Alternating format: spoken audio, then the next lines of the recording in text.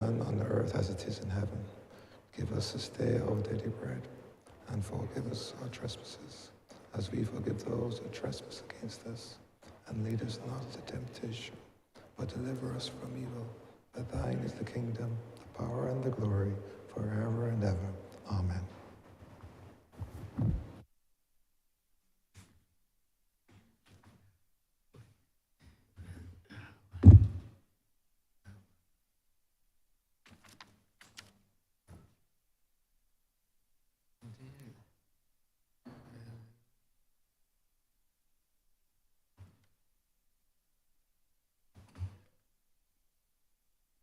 This House is in session.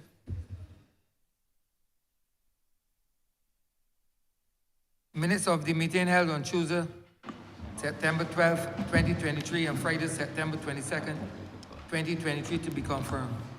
Honourable Leader of Government Business. Thank you, Mr. Speaker. I beg to move that the aforesaid minutes be confirmed. The questions that the aforementioned minutes be confirmed. All those honourable members in favour, please say aye. Those against, please say no. Meeting, the ayes have it. The aforementioned minutes are hereby confirmed. Minutes of the meeting held on Tuesday, October 17th, 2023 to be deferred. Honourable Leader of Government Business. Mr. Speaker, I beg to move that the aforesaid minutes be deferred. The question is that the aforementioned minutes be deferred. All those honourable members in favour, please say aye.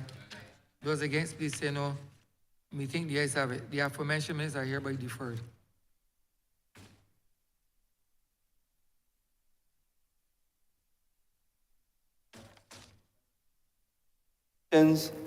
Papers.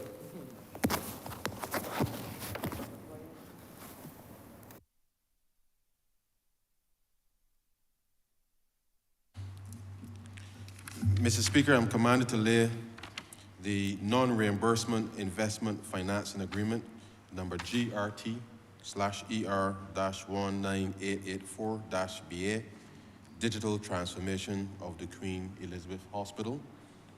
The amenitary agreement number 2 of loan contract number 4920/OC-BA, Public Sector Modernization Program, PSMP. The Barbados Economic and Social Report 2019, the Barbados Economic and Social Report 2020, and the Barbados Economic and Social Report 2021.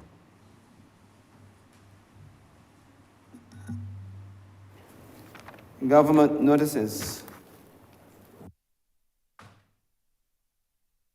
Honourable Leader of Government Business. Mr. Speaker, I beg to give notice of the Debt, Natural Disaster and Pandemic Deferment of Payment Miscellaneous Provisions Bill 2023.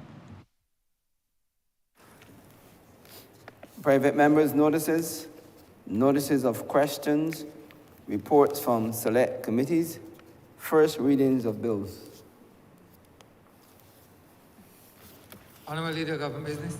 Mr. Speaker, I beg to move the first reading of the Debt, Natural Disaster and Pandemic Deferment of Payment Miscellaneous Provisions Bill 2023. Questions that the aforementioned bill be read the first time. All those honourable members in favour, please say aye. Those against, please say no. Meeting, the ayes have it.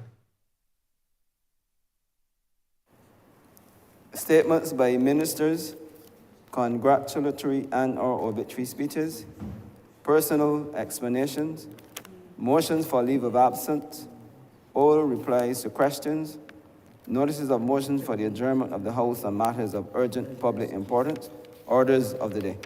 Honourable Leader of Government Business. Mr. Speaker, I beg to move the suspension of Standing Orders 6, 16, 18, 20, 42 subsection 5, 43, and 44 for the remainder of the day's sitting. The questions that the aforementioned standing orders be suspended for the remainder of the day's sitting. All those honourable members in favour, please say aye. Those against, please say no. Meeting, the ayes have it. The aforementioned standing orders are hereby suspended for the remainder of the day's sitting. Government business, sir. Government Business is the order of the day. Order number 9. In the name of the Honourable Minister in the Ministry of Finance and Economic Affairs, to move the second reading of the Debt, Natural Disaster and Pandemic Deferment of Payment Miscellaneous Provisions Bill 2023. Honourable Member for Christchurch, East Central. Thank you very much, Mr. Speaker. As usual, sir, I rise at this time of year to bid you, sir, a wonderful day and week. Honorable member, you are adorned most appropriately. Absolutely, sir. And I take this opportunity to say to all Barbadians that the pride with which we want to ensure that our country, sir, works with, that we are committed, sir, as Comorians, to setting the standards very high, sir, and to say to all and sundry that this week is for everybody. And everybody is welcome, sir. Everybody is welcome, and as the Honourable Member for St. Philip West has indicated, we too are committed to seeing a transformation of our education system, because I believe, sir, that all Barbadians should have the same pride that we do this week.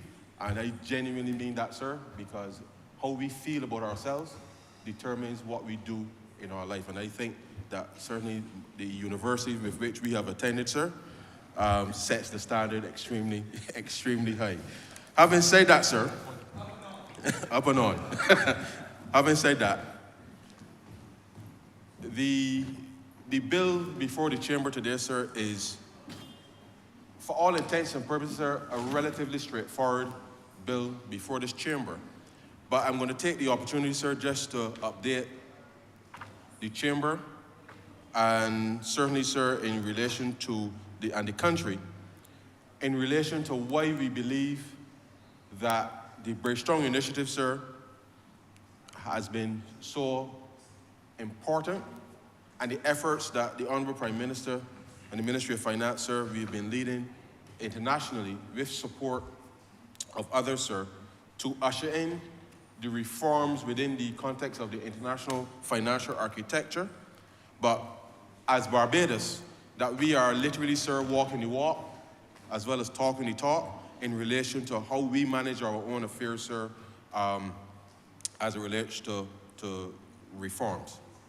Now, sir, the country will recall that when we came to office in 2018, sir, we had to undertake an extraordinary set of reforms, including, sir, restructuring our debt in order to put the fiscal situation in the country, sir, on a much more sustainable footing.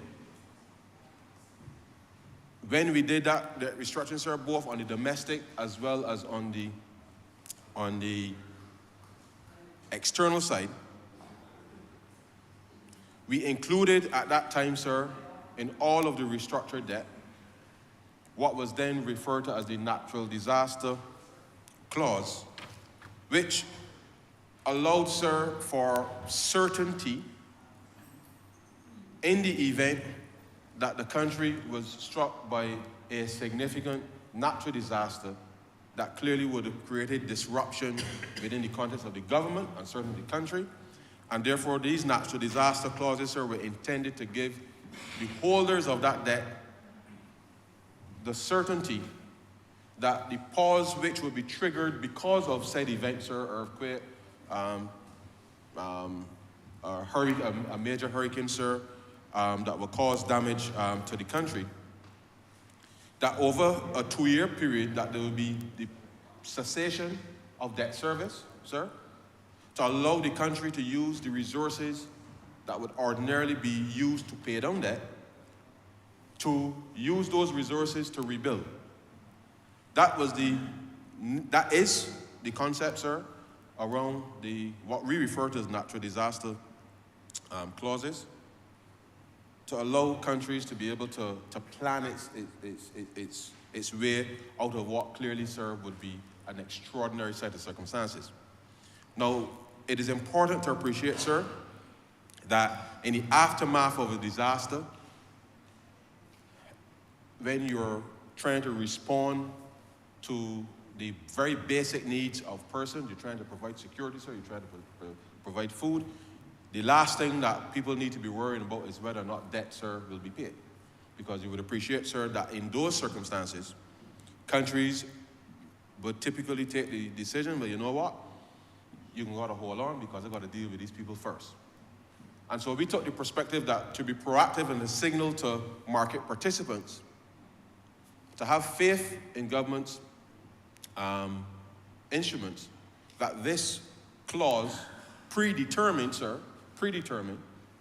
would allow creditors, meaning those persons who are lending money to government, to know that there's a structure within which they would be repaid, because the government, in order to accelerate and make sure that any relief that needs to be delivered, that those resources, in addition to any other resources, sir, that would ordinarily be made available, would be used to reconstruct and to rebuild and to bring maximum relief, sir, back to the population.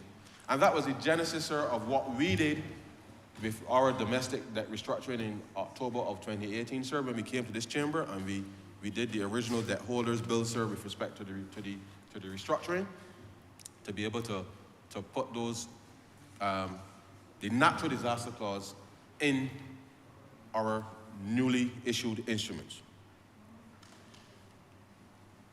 A year later or so, sir, when we reached agreement on the external creditor side, came to this parliament, sir, we did a similar exercise, and we included the natural disaster clauses in the external debt that was reissued in 2019 to be able to provide a similar certainty within which to operate in the event of a natural disaster. Now, sir, back then, the world was very different. Nobody necessarily contemplated that a pandemic was literally, sir, around the corner, contracts me, and therefore, having used the definition of a natural disaster in relation to physical disaster, sir, when the pandemic hit and airplanes stopped flying, sir, that was perhaps the most natural disaster that could happen to the planet. But it was not within the definition of the natural disaster clauses that we had put into our debt. And in spite of the fact that the economy, sir, was significantly impacted because of the pandemic, it meant that we could not trigger those clauses to use those resources, sir, that was intended post-disaster to be able to deal with the fallout of the impact of the pandemic. So we recognized then that clearly, through no fault of anybody's, because obviously we had the part of the reason that we had included the natural disaster clauses in the first place was because over the course of 2014, 15, 16, and 17, sir, we had seen across the Caribbean an increase in not just the frequency, but the intensity of the storm, sir, that had impacted Antigua, sir, St. Kitts, Bahamas, and others, and the devastating impact that it had on those economies. And therefore, we said we needed to have a very clear articulation in relation to settled policy, settled law, in relation to how you treat to debt service, and therefore the cessation for a 2-year period of all debt service, sir, would allow, as I said, the government to use those resources to finance any recovery effort, and that 2-year pause, sir, will be pretty much tacked on at the back end of the loan. So if you were impacted by a disaster today, sir, and you had 10 years left on the repayments for a specific loan, sir, then that would mean that for the next 2 years, you would not pay the debt service, but it would mean that that 2-year service of debt would then be tacked on at the end, thereby extending the repayment period by an additional 2 years, whilst the interest, whilst not capped, will be capitalized to be able to take account for the fact that no principal was paid within the 2-year period, and therefore interest accrued as normal. But you give absolute certainty, sir, with respect to your creditors in relation to that. Now, I make that point, sir, because as you know, coming out of the same said debt restructuring, sir, which all told took about 18, 19 months to complete between the domestic and the foreign credit. We had completed a number of critical reforms, sir, We had met at the end of March 2019, sir, you recall, we had met the 3.5 primary surplus target. By the end of March of 2020, we had met the 6% primary surplus target as the original BERT program had called for with respect to debt reduction and putting the public finances back on a sustainable track, such that when we had completed the restructuring on the external side, sir, Barbados did not see the traditional approach by the market in relation to the sell-off that would normally be occasioned when you issued the new instruments, because we had demonstrated, or in part, because we had demonstrated that we were committed to owning the reforms that we identified, sir, as part of the mission critical agenda, of which, sir, there were several, and I will take an opportunity a little later to explain again why this sewage matter, sir, is important, but I'll speak to that a little later. But we addressed the mission critical agenda. We fixed a number of the critical issues that were confronting Barbadians, sir, in relatively quick time. And because of that, sir, that commitment of this Barbados Labour Party, sir, to showing the population, sir, and indeed the rest of the world, what governing looks like, sir, what governance looks like, even in extraordinary circumstances where at that point we thought we had seen it all in relation to the crises that would confront Barbados. And therefore we adopted that mission critical agenda, we executed that mission critical agenda, and because of that commitment on the part of the government, when we issued the restructured debt, sir, the holders of that new debt, with the natural disaster clauses already included in it, decided that they were going to hold on to that piece of paper, sir, which, unlike other countries, when you restructure, typically, sir, as soon as you issue a new piece of a new security, they're looking for somebody, sir, to sell it off to cheaply in order to get back the money quickly. We did not see that, sir. And I believe that the reason that we did not see that is because of the leadership that this government executed on behalf of the people to be able to put Barbados's fiscal management and the management of the public finances, sir, back on a much more credible path, allowing us, sir, to respond to the needs of the people. I raised that and I made that point, sir, because we were anticipating at the time that when we do the debt restructuring and people will want to sell off, sir, the debt cheaply at maybe 75 cents, 80 cents on the dollar, sir, to be able to get back their money as quickly as possible. It was our contemplation then, sir, ahead of the pandemic, mind you, it was our contemplation then that we would do a buyback, sir, in order to use those resources to deal with some marine spatial planning works and stuff that I know the Honourable Member for St. Michael South at the time when he was the Minister of Maritime Affairs and Blue Economy was counting on to be able to accelerate the works within the marine environment that we had committed, sir, to doing. Now, sir, our debt, that debt, from January of 2020, sir, all the way through the pandemic, sir, all the way through to early 2022. That debt traded at either 100 cents or 101, sir, at times, sometimes 99, sir, but pretty much, sir, for that entire 2-year period, Barbados' debt traded at par or at times at a premium, which is contrary, sir, to the performance of any newly issued debt that normally would go into the market.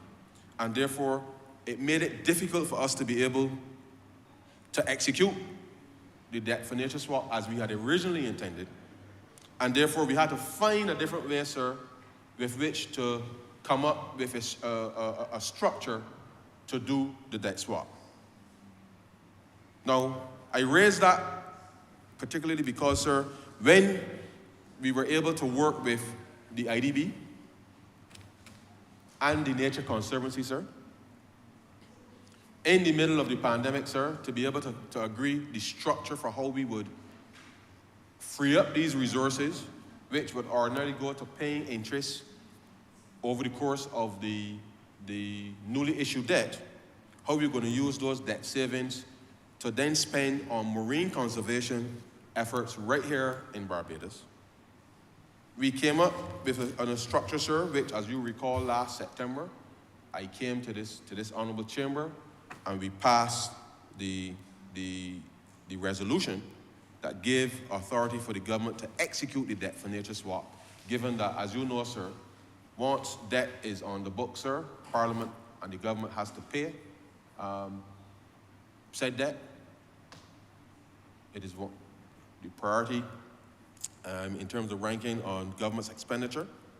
But because we would no longer be paying the debt to the original holder of the debt, but we would be diverting that debt to the Barbados Environmental Sustainability Fund, we clearly had to come and indicate where this was going, because somebody would take up the books at some point later and see that the interest is no longer quantified in the way that it was ordinarily, and want to know where the money gone. But the money, sir, has been diverted, and there's nothing secret, sir, diverted to the Barbados Environmental Sustainability Fund as part of the deal that we did with the Inter-American Development and the Nature Conservancy to execute the debt for nature swap last year, which allows us to be able to divert about $50 million US, sir, in savings between the interest rate that was originally on the debt with what the new debt would pay, and allow us, the government, to use the money that we would have paid originally to deal with these environmental sustainability issues in relation to the maritime space. Now, that new instrument, sir, that we issued to execute that specific transaction included the natural disaster clause, sir, but it also included the pandemic clause. And it is important that the country appreciate that the process through which we arrived at this was to take stock of not just the fact that our newly issued debt had included natural disaster clauses, but because we were in the midst of a pandemic, we felt it was important to also include a pandemic clause as the reason why a country like Barbados would be able to suspend its debt service for 2 years. So in addition to whether it's an earthquake, sir, a hurricane, significant natural disaster, landslides or something of that nature, sir, including now a pandemic, that this will form the basis for which such an extraordinary impact would happen to your economy, that this would be the basis for which the debt service also could be suspended in order to allow the country to be able to use these resources. Now, sir, that was September of 2022. And that new instrument, the Blue Loan, as it is called, sir, in the market, the Blue Loan, has both, as I said, the natural disaster clauses as well as the pandemic clauses included.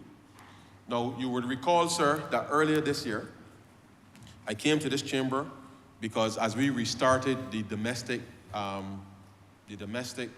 capital markets,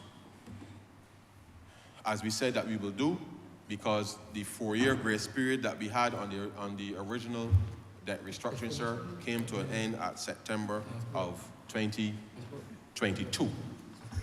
And for the avoidance of any doubt, sir, The original program contemplated that we would have a grace period on principal,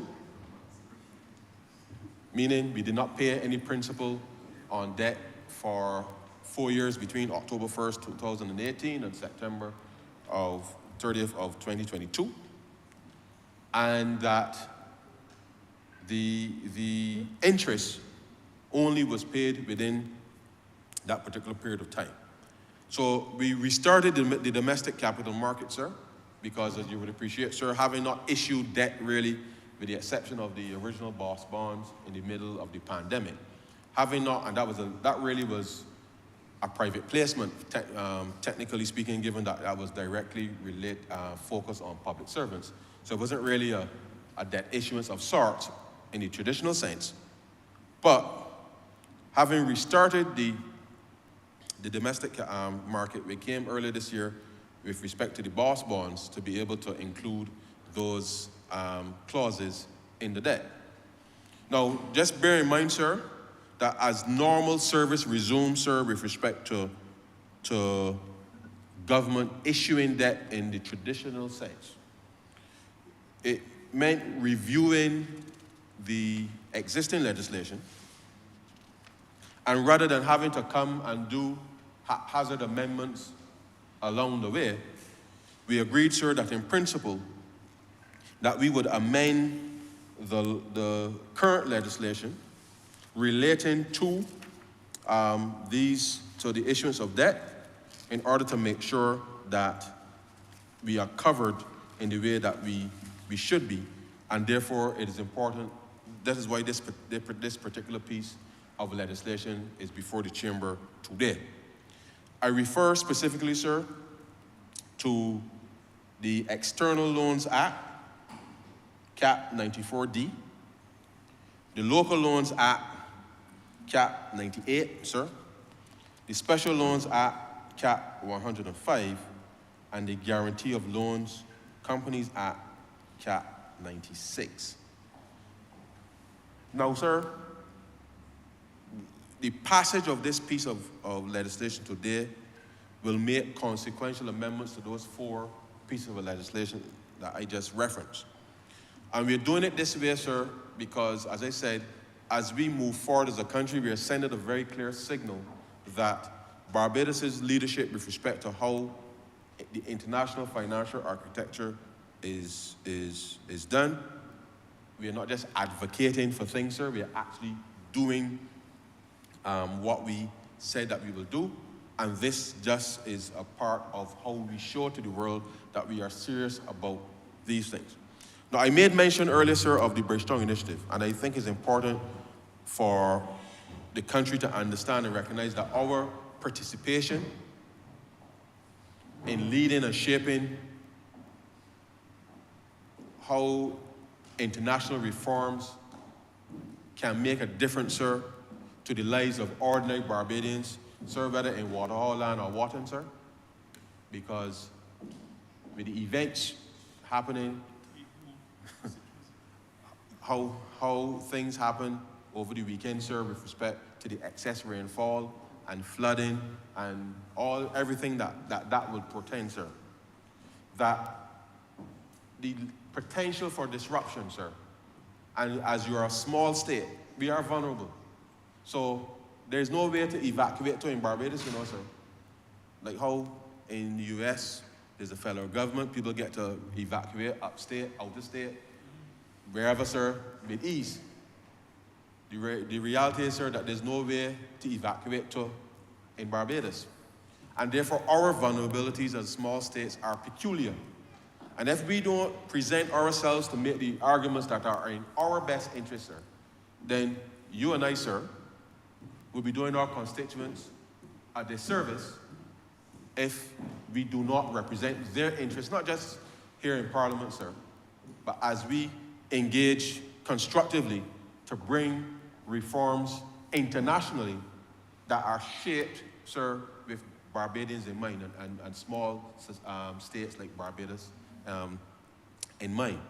And therefore, the Bridgetown Initiative, as we developed last year, sir, has gained traction After long efforts, really, in speaking individually with respect to the multilateral development banks, the various donors and shareholders of these institutions, in order to give a perspective that if we are going to respond to the climate crisis, then we have to do things differently in relation to how we address certain things. And I'm going to take the time just to outline a few of those things because, as you know, sir, we had to restructure the debt because it was choking us. Choking us, sir. And if you spend most of the money that you collect paying debt, sir, it means that simple things like garbage collection, simple things like getting water to people, sir, simple things like just getting a bus for people to ride on, sir, simple things become almost impossible. And therefore, even the notion of debt sustainability, sir, we have been advocating needs to be clearly relooked, because if you're building resilience, sir, you can't build resilience on 7-year money. It's not a commercial enterprise, sir. You can't build schools and hospitals, sir, with the same terms and conditions, sir, as if you're building an airport or a port or some commercial enterprise, sir. And therefore, as governments have to contemplate how we finance development, sir, that has to be taken into consideration in relation to not just the length of the instrument that you borrow, sir, because with the best will in the world, sir, if we had every piece of money, sir, to build everything that we had to do, sir, one time, then there wouldn't need for the banks or credit unions, sir. We'd be able to go and just do what we got to do as individuals, but we don't. And therefore, as a country, if we're going to develop and keep building capacity, sir, then we have to pay attention to how we finance our development.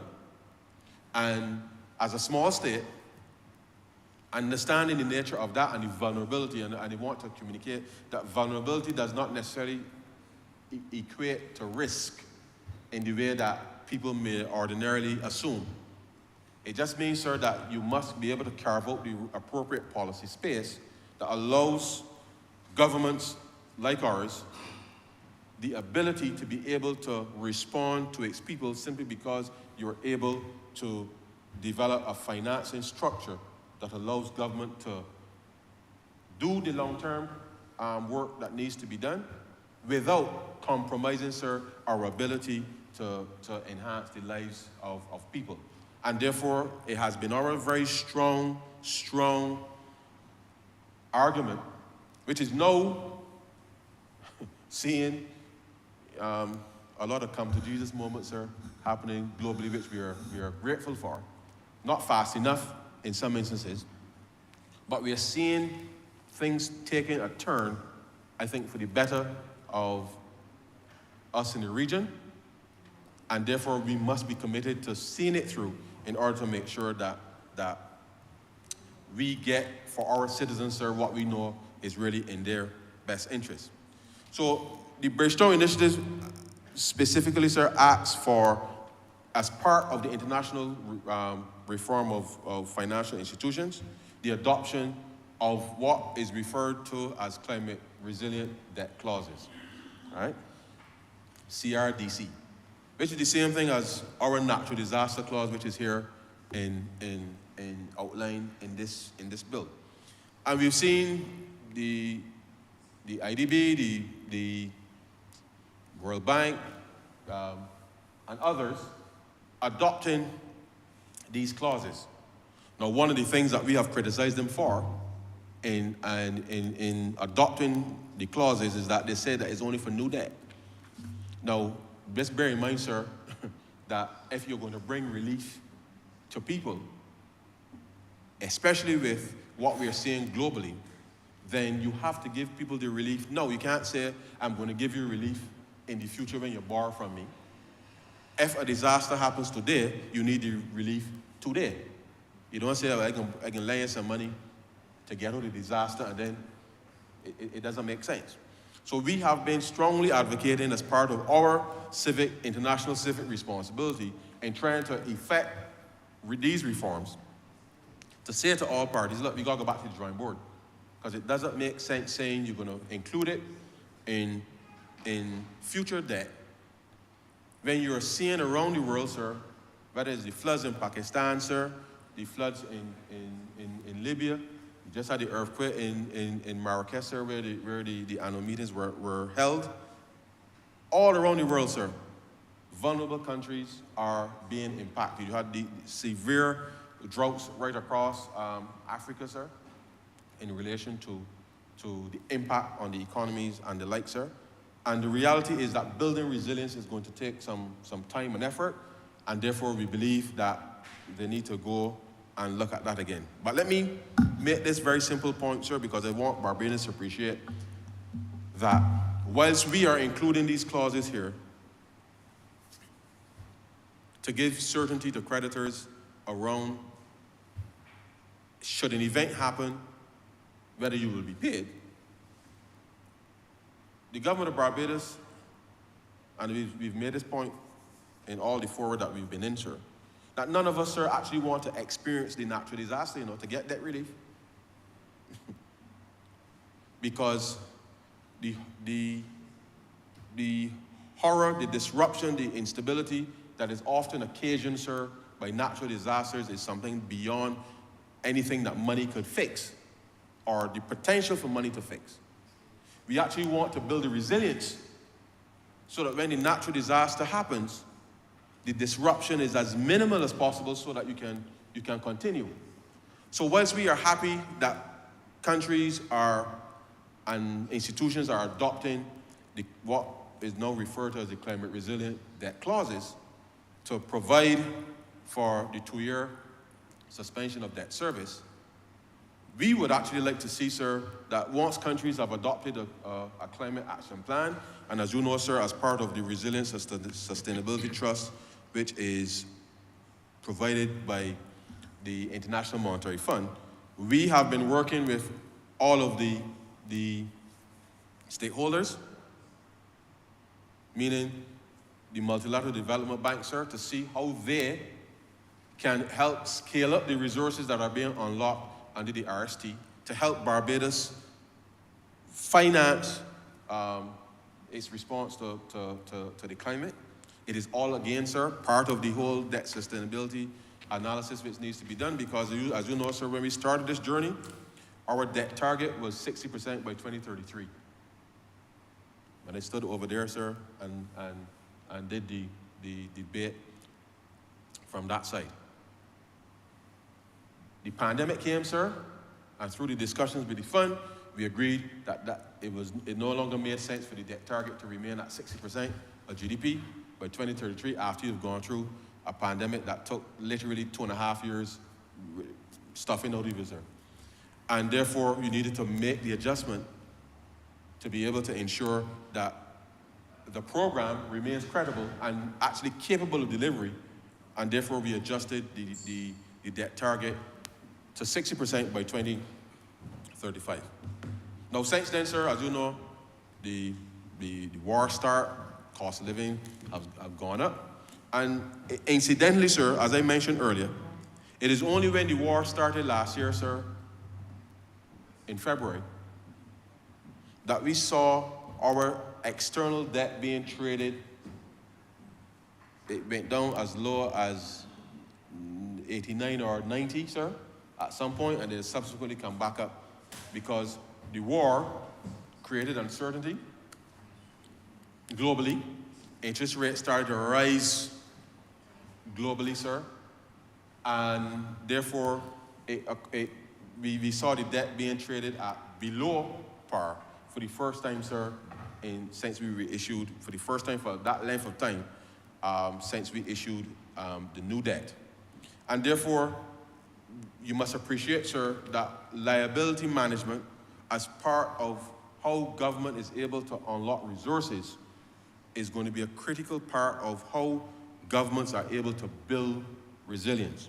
And therefore, we have been advocating that the establishment of a climate action plan is something that we would love for all the multilateral banks to be able to support, because Barbados has one climate policy, sir, and in order for us to execute on that climate policy, it will require multilateral development banks working together. It will mean bilateral institutions who are acting on behalf of governments coming to the table and helping countries like Barbados finance that climate action plan.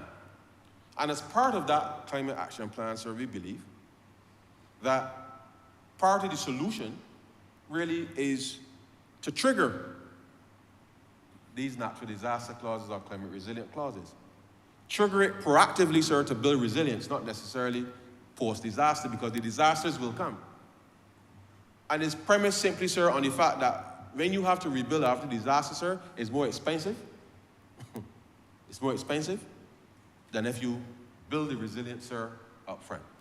And we are really, sir, in a race against time. Because this summer, sir, as all of us have clearly understood, sir, the sun is hotter than when we were children, sir. And it ain't easy out there.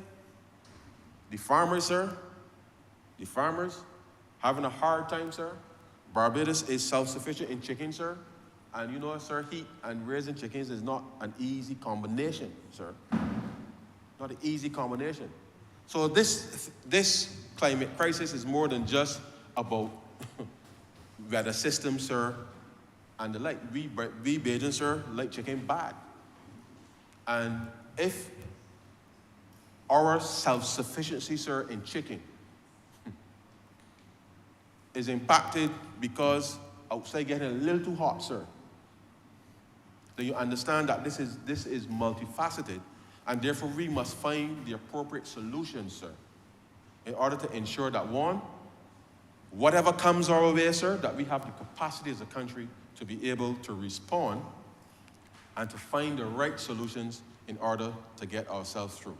And this is not, sir, an easy exercise, but we are committed as government, sir, to working with all of the stakeholders to be able to unlock whatever interventions we need to unlock from a financial side, sir, to find the right instruments that will allow a chicken farmer, sir, in Checker Hall, sir, to be able to have built-in resilience with respect to his farm practices, because if we are not able to feed ourselves, sir, because outside too hot and the chickens, sir, unfortunately, you know, heat stroke, sir, is a real thing. I know that for us as human beings, we run for the fans, we turn on the AC, sir, and we try to cool ourselves down. But with the best will in the world, sir, with the will in the world, these things mean increased costs to farmers, sir, for the cooling and these types of things. And therefore, we must be conscious, sir, that we're not just fighting an esoteric climate crisis, sir. This thing has real live impact on ordinary people across the country. It has impact on us as the government, sir, because as we try to give as much relief as we possibly can, the different strands with respect to these matters, sir, are important to understand. And therefore, we continue to advocate that we must not just unlock the ability for government to do the large infrastructure projects to finance our way through this climate crisis, but we have to find the right solutions as well, sir, for the economic agents right across the economy, sir, to help them, which means, sir, mobilizing private resources to be able to help build some of that resilience as part of the process. Now, the truth is, sir, as I said, we would love to be able to address the renewable energy issues in the country. And as I said to this Parliament earlier this year or last year, that the renewable energy transition, sir, and how we build resilience is going to be important, sir, for how this country is able to build any type of resilience. Because in 2022, sir, last year, we spent an extra $400 million importing fuel, sir, compared to 2019. And in fact, sir, that means that money just gone, you know. Just gone. But part of the challenge for the country is that getting access to the resources to execute is becoming an issue. Because the orders, sir, simply too small, whether it's for batteries, sir, whether it's for the panels, the production issues that we were having globally.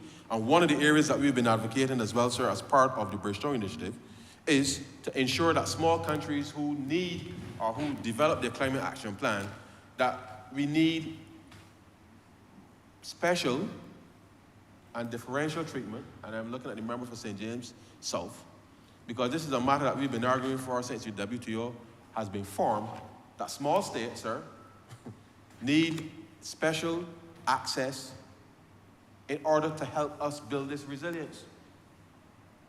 So we must use the trade system, sir, to allow countries who are climate vulnerable to be able to build that resilience, because, sir, as we're working out the mechanics to get the financing in place, which we're working to do, sir, and just this morning before Parliament started, sir, took a presentation on where we're going with the climate action plan and the financing plan for it. Big agenda, sir, big agenda, $5 billion US investment by 2035, sir, required really to build a resilient Barbados.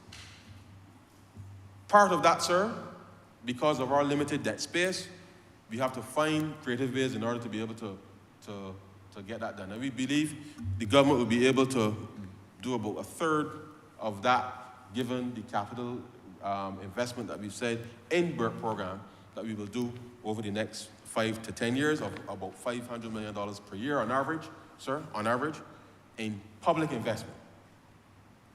We want to double the private sector investment from about $500 million a year to $1 billion a year in order to ensure that we can get there. Now, but as government is doing that, sir, it means we must unlock the resources for the private sector to equally, sir, build that resilience, and in order to ensure that when, I say when, sir, and I knock on my desk, sir, but when the natural disaster strikes, sir, the country must be in a position, sir, to get up and dust off itself quickly and get back to normal. And therefore, this is not just an esoteric discussion here about debt service, because I would rather, sir, take the money in an agreed framework and say these are the 5, 6, or 7 projects from a national perspective that are a priority, with everybody supporting that, and we say we're going to build resilience over the next 3 to 5 years in these specific areas in order to avoid the disruption, sir, that we all know, and we see it play out on the TVs almost daily now. That if we can do that and stay committed to that, sir, that we can ensure that whenever the natural disaster strikes, that we would have built sufficient resilience, sir, that the disruption would be minimal. And if we can, as a country, can achieve that, sir, in collaboration with our international partners, working together with Barbadians, with the credit unions, individuals, and the like, sir, with a singular purpose, sir, of building resilience in this country. A singular purpose, sir, of trying to enfranchise ordinary Barbadians to participate, because we're the best bill in the world, sir. The money say no in the bank. The money say no in the bank, sir. And people, because of the government's limited space, we have not been able to issue the types of instruments that will be required to the market, and we are restarting that now. But the government has limited space, which is why we established the Blue-Green Bank, sir, in collaboration with the Green Climate Fund and support from CAF, sir, to capitalize it, in order to unlock some of that private capital in the banking system, sir, in the credit union system, to help do some of the said climate mitigation effort, which is why investments in the home ownership, providing energy program, sir, is so important. And therefore, the Blue-Green Bank is intended to be able to unlock some of that. And they want that when it's up and running, sir, that it also helps to deal with some of the resilience on some of our farms, sir, to help bring additional revenues into the farming community as part of building resilience. The ability for the farm, sir, to be able to use the biomass and the like, sir, to be able to generate electricity and natural gas, sir, is going to be important as part of how we integrate this process. So therefore, it is not just a discussion about the Ministry of Finance and the government doing this big fancy thing, sir. We want to be able to get ordinary people involved and understanding that if you can lower the cost of doing business, you lower the cost of energy, sir, it increases literally the profitability of these firms. It takes investment, sir, but it means that if I'm a farmer, sir, I got to open up my books because I don't have the capital as a farmer to do these investments, and therefore I have to take on whether it's equity or debt to be able to get stuff done. People would want to know, sir, that you have good farm practices, you're keeping your books properly, sir, in order to ensure that this capital that's sitting there in our financial system, sir, can be properly deployed. And I feel, sir, that as we take these extraordinary steps as government to say this is the framework upon which people will be repaid in the event that in the future we are significantly impacted by a natural disaster, or, God forbid, sir, there's another pandemic of something that causes the airplanes to stop flying again, sir, or some extraordinary similar event, sir, that our capacity as an economy to be able to respond, that I hope that we are in a position to build as much resilience upfront that allows us not to have to rely too heavily on debt relief when it will cost more, sir, to be able to build the resilience that we know that we want to be able to do in the interim. Now, sir, the Bridgetown initiative, sir, calls for a number of other critical things in terms of mobilizing private sector investment, 1.5 trillion per year for green and just transformation. And I made the point in relation to the Blue-Green Bank being set up right here in Barbados, sir, to help unlock a lot of this private finance, because it is important to understand that people to appreciate that. I know that people are accustomed, when the last government was in office, sir, when you would Treasury bill rate, sir, as I told you, had reached 7.25%, sir. Imagine that at 3 months, sir, Treasury bill. 3 months, Treasury bill, 91 days, sir. 7.25%. That's a lot of money, sir. But you know what? We had 20-something downgrade, sir. And each time you had a downgrade, sir, it meant your credit quality. People doubted whether you can repay. So if you can get 7.25%, you remember when we were younger, sir. When we were younger, and you were good and when you used to open bank accounts and the interest rate was 7 and 8%. And that was annual interest, sir. But imagine that your government had reached a point where people were only prepared to lend you money for 90 days, sir, if you give them 7.25%. So you couldn't spend the money on anything else, sir. Because in 90 days, sir, you had to come up with the goods to pay back people. 90 days. So mobilizing capital here now in the context of how we adopt and approach this idea of climate finance is going to be important for people to appreciate.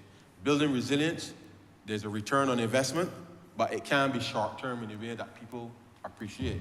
And rather than have the money, sir, sit down in the banks and they charge you and everybody quarreling about the fees, sir, and all of that, we have to put this money to good use, sir, building resilience across the country. So when we speak about $1.5 trillion in private investment, sir, we got money sitting down here in our banking system that we now need to work collaboratively. And I want people to listen to me. This is not the government coming for anybody's money in the bank. This is providing instruments within the context of the private sector to help solve some of the very problems in the private sector to help build resilience for the country. So all the government wants to be able to do, sir, is facilitate the mobilization of that private capital to be able to respond and build resilience across the economy, which would help us, sir, to be able to close the financing gap in relation to building a climate resilient Barbados by 2035, because that's the only way, sir, that we're going to be able to get with the space that we will create on the public side, we know that we have a target of 4.5% to 5% growth over the medium term. In order to get that, it means we must front load as much of the investment as possible, and therefore we're working to unlock as much of that private investment as possible. And let me say, sir, private investment includes, for the avoidance of any doubt, sir, either my constituents who want to build a house, sir, under the program or yours, that is private investment, sir, because when they go and they select lot 30 at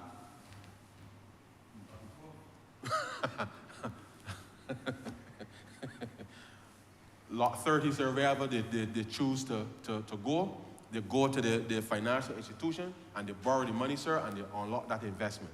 And the government, working through the program, just does the infrastructure work in order to ensure that we can unlock that investment. I know that that's what the Honourable Member for St. George South is working so hard to be able to get done, because once we get the lands developed, sir, people can then start choosing where they want to live and therefore unlocking that private investment. So we're not talking about only big investments in the way that people think when you refer to private investment.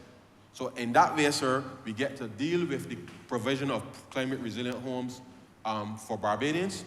And just bear in mind, sir, that these climate resilient homes have been designed to be able to withstand Category 3 hurricanes. And therefore, as you can see, based on our geography, sir, that we've tried to engineer for the fact that you never know when the storm is going to strengthen, sir, or how quickly it will strengthen. But for the most part, sir, they will tend to be 1 to 2 by the time they pass. So by engineering to 3, it gives us a little bit of wiggle room, so to speak, sir. But of course, anything can happen at any particular point in time, but we've designed it to those homes to Category 3 in order to ensure that they can withstand that, and therefore gives the population, especially those persons, especially, sir, low-income persons who are most vulnerable. And I know the Honourable Member of St. Michael South and St. Thomas can attest that the provision of homes for persons who were impacted by ELSA continues to be a challenge for the country, and therefore you need to ensure that the homes that we're building, properly designed, they're costed, sir, to be as cost efficient as possible, whilst still meeting the standards of Category 3, such that Barbadians must recognize that if you can take out your money, sir, and build a home, you can't just take out your money, sir, and build anything. Because this is your personal investment now, sir. Your personal investment. And when I talk about unlocking private investment, I want Barbadians to appreciate that I'm talking about you, sir, your constituents, my constituents, all of us, sir, that you need to spend wisely. Because as the government is trying to make sure that we spend the taxpayers' dollars wisely, sir, with respect to the bigger infrastructural projects, that individuals as well, sir, need to think before they go and spend the money and make sure that whoever's going to do the work, sir, that they know what they're doing. Because that too is important. So the mobilization of private capital, sir, is important. And I say that in the context of building resilience, because these natural disaster clauses, sir, are not the only solution to financing the climate crisis. And I make it clear, sir, we are grateful that more and more persons are adopting them, but we want to see a proactive approach to be able to trigger these clauses in the context of a climate action plan supported by all the stakeholders, which I believe, sir, makes better use of the clause before the event rather than after. And I think that if we can do that, sir, we can jumpstart not just the building of resilience, sir, but obviously naturally has an impact on the way the economy will turn out. But then also the relation to the Sustainable Development Goals, sir, being off track, which everybody agrees globally they're off track. It provides an opportunity as well, sir, for us to get a few things back on track globally if we're able to come up with a coherent approach with respect to how we use these clauses. Now, the truth is, sir, that there are many facets to the bridge termination, but I just want to raise those specific issues this morning, because people may hear these terms being bandied about, but it really does, when the rubber hits the road, sir, it means different things to different people. I just want to take the opportunity to highlight that ordinary Barbadians have a role to play in how we achieve resilience, sir, for this country. And therefore, I know that within the context of what's happening, cost of living going up, sir, people trying to get goods from different markets, sir, things are happening to keep, and the pressure's on. But how we spend, sir, and what we do will make a difference. And therefore, as we try to make the changes and to get things going, we literally, sir, have to throw out some of them bad habits that we are accustomed to that we want to hold on to. And in every space, we must ask ourselves, why are we still doing things the way we were doing them 25 or 30 years ago, sir? The world has changed. We have to also change with respect to that, and therefore that means, I know the work that the Honourable Member for St. James South has been doing with the financial literacy, and that work is equally going to be important, because I accept that, as I said, people are accustomed to just going to buy a government bond and getting a decent rate of return, and the money is sitting down there. And don't get me wrong, sir, buy the bonds. Buy the bonds. As you know, sir, the first set of boss bonds will start maturing next July. And that time has gone so quickly, sir, that people even realize that thing. And you've gotten your interest, sir. You know, every year, January and July, the interests are paid. And those set of boss bonds will start to mature from July of next year. And therefore, people must trust, I feel, in the record of the government, such that in reopening the capital markets again, that the track record of government, I think, is a strong one with respect to being able to unlock that type of investment. But as we put more, I say we, the government creates the framework for private investment within this so-called climate space to evolve, sir, to be mobilized, that I hope that Barbadians will take the opportunity, sir, not to listen to people on social media, sir, talking. Talking.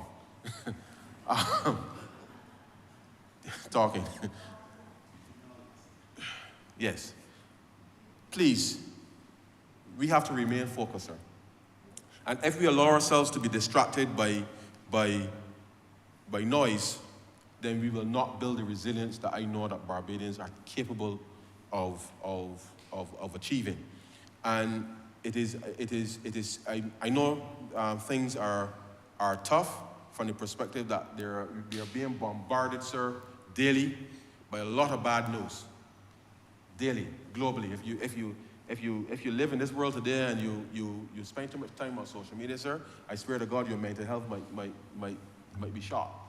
But you must find a way, sir, to cut through all of that and say, come what may, Barbados, we got to handle our business. And in handling our business, sir, whatever comes our way, we must remain absolutely focused and ensure that we stay the course, as the Honourable Prime Minister said a few years ago. We have to stay the course. Because, as I said, there's no way to evacuate us, sir. There's nobody coming to save Barbados. And therefore, if we keep allowing ourselves to be distracted and not be absolutely focused, then I would not want to say what may befall Barbados. And as I speak to that now, sir, I want to take the opportunity just to raise a couple matters, because, you know, we have been, as a government, in office now for just over 5 years. And in that 5 years, sir, I don't know if they've got anything in the kitchen sink anymore, but everything has been thrown at this government and this country, sir, over the last 5 years, and we are still here. We are standing. And Barbados' name, sir, today actually means something globally, unlike what we found 5 years ago. And that's a fact, sir. That's a fact. Yeah? No, that was not achieved because we were talking, sir. We were doing. We were doing. And one of the things that I saw circulating on social media, and I saw a reference in today's paper to it, but I want to raise it here, sir. This government, as I said at the very beginning, sir, we took on a very, very important mission-critical agenda. When the sewage, sir, was flowing in the streets of Barbados for 3 years, when we came to office, sir, 3 years. Very serious mission-critical agenda. And we got that matter settled, sir, not necessarily in the most elegant way, but we got the matter settled nevertheless. And we have been searching, sir, for 5 years for a permanent solution to the South Coast sewage plant. A permanent solution. And as you would appreciate, sir, that in between there you had COVID, sir, and a whole set of things that happened that caused us not to be able to find the right type of financing to be able to deal with it. So whilst I was in Marrakesh, sir, responding to in a panel discussion in relation to how the government of Barbados is using liability management, sir. Liability management, meaning, sir, we would repurpose existing debt to be able to solve some of the critical problems that are facing this country. Because if you ain't got enough fiscal space, sir, meaning that the last government, in doing what they were doing, sir, the impact is still being felt today, you know, sir. And people forget. They forget quickly, or at least those who claim, who are speaking today, seems to have forgotten that sewage was flowing in the streets on Barbados for about the better part of 3 years. And it took this government coming to office, very focused and very determined that we were going to solve this problem. And we have created a temporary solution, but we recognize that we need a permanent solution. Now, for the avoidance of any doubt, sir, of any doubt, and anybody that read today's newspaper or anybody, you don't even need to read the newspaper, sir. In all of our homes in Barbados, sir, all of our homes, and for the avoidance of any doubt, sir, the last time I checked, sir, Barbados, with the exception of the Scotland district, is made of limestone, sir. And the Scotland district is 1/7, if my memory serves me correctly, of the landmass of Barbados, sir. So for the majority of this country, sir, all of us, for most of us, as I said, we have a pit toilet, a well, sir, a well that sewage goes into, sir. Our wastewater, sir, goes into the well, sir, at our homes. So when we flush our toilets, we take a bath, sir, everything goes into that well, sir. And if you think of the limestone, sir, as a strainer, if you like, sir, when we flush our toilets, we wash our hands, we take a bath, sir, everything goes into the well, and it percolates, sir, and finds its way through the limestone, sir, into the aquifers. That happens in every single house in Barbados today. Unless you're hooked up to some fancy sewage system, as I understand, happens at Coverley. But almost every household and every business, depending on your location, so if you're on the South Coast, you're hooked up to the sewage system, but for the rest of Barbados, the wastewater from our properties percolate through the limestone, sir, and as you would understand, sir, it acts as a filter, a strainer. And the water goes into the aquifers, sir, which is then treated by the water authority, sir. A very serious process. So when people are walking about saying that the government wants to put sugar honey, iced tea water, sir, into the aquifers. It is sad, because it means you don't even understand how ordinary people in this country, sir, live in when the day come. And it really does put, in my mind, an attempt to discredit the Water Authority and the good work that the Barbados Water Authority has been doing for years, sir. Because the Honourable Member for St. Michael East is a warrior, if you know the Honourable Member for St. Michael East. And we have been discussing issues in relation to the nitrate levels in Zone 1 and all of these things for a number of years because, as you know, sir, different parts of the island, the water table is higher than the next. So therefore, if you understand, sir, how filtration and percolation works, depending on the height of the water table, the concentration of your wastewater, sir, depending on the depth of the limestone, how much it goes through, will determine how much is removed in that natural process and the concentration levels that it goes through into the aquifers.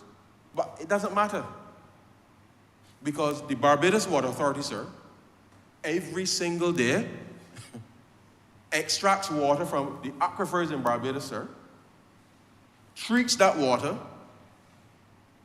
that flows through our pipes. So if you want, sir, to understand that this country, very water scarce country, sir, and every day we are discharging 3, 4, 5 million gallons of water, sir, out to sea. And we just went through, sir, 4 months of water restrictions in this country. The first time in my lifetime, sir, that I knew that we had to endure such a long time of water restrictions. If there was another period, I would love for members to educate me. But in my memory, we have never had water restrictions for so long. And I make that simple point, sir, because people need to understand that if you do not manage, sir, and make decisions for the long-term sustainable development of this country, sir, then we will be doing our people, sir, a disservice. And I hope that, sir, the Barbados Water Authority will do the appropriate infomercials, but don't rely on me saying it because people might say, but the government doing this and thing. I want the Water Authority to do the infomercials, to explain to Barbadians exactly what happens when you flush your toilet, sir, when you take a shower, when you wash your hand at the kitchen sink, sir, where that water goes, and then how it is treated when it comes back into your same pipe for you to do what you have to do. So when people are inferring, sir, that the government want to take up sugar honey, iced tea water, sir, and put it in the aquifers, I want them to understand, sir, that it defies logic, common sense, or anything that they're proposing. Now let me clarify, sir. The plant that we intend to build at the South Coast is a tertiary treatment plant, sir. Tertiary treatment. And the tertiary treatment means, sir, you're treating it to potable water standards. Now, I am no expert, sir, in water. I'm not a hydrologist, but potable water tells me, sir, that that's the water that's used when it comes through your pipe. Now, we agreed a certain framework that would allow, when we passed the water reuse bill earlier this year, we agreed on standards with respect to how water will be treated in this country, sir, which is already being done in certain areas and limited to irrigation and a few things. But part of what we are contemplating now, sir, is a debt for climate swap, which will see us facilitate the construction of the upgrade of that plant without the government having to spend an extra cent. But it's to do a couple of things. It's not just the financing, that's why I say, sir, that regrettably, because people only see one element of something and they try to sensationalize it, sir, and people run off with it. Few things, sir. This government has invested heavily in trying to get access to water for farmers, sir, to deal with food security. All right? We agreed that as part of the 3 or 4 million gallons of water that could be recovered every day, that we use some of it, sir, to replenish the aquifers, some of it, sir, to go to agricultural purposes, because if you want food and nutrition security in the country, farmers need access to water. And that is something that we've committed to doing, and we will execute.